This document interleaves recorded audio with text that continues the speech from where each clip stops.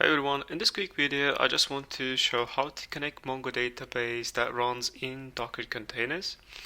So I just have a small minimal project here which only has Docker Compose file, and I will just paste some configurations which we have right now is single, only one service running, which is MongoDB, and pulling from Mongo 6.0 from this image.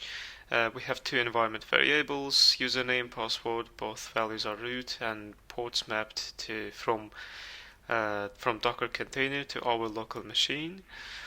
And I just slightly change it to 19 instead of 17 just to make a difference between them.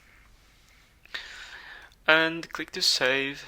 Then I'm just going to run Docker Compose, so it's already up.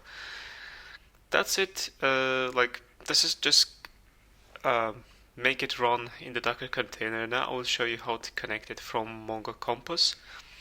So MongoDB Compass is desktop application that officially MongoDB published. You can download it from MongoDB website.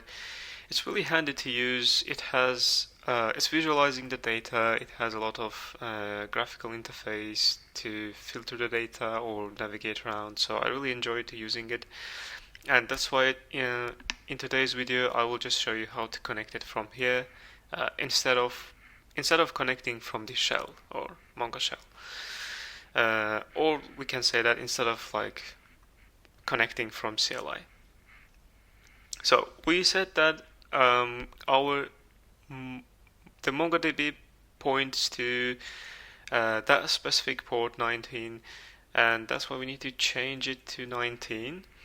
And we have authentication. The username is going to be root, the same for password, and that's it.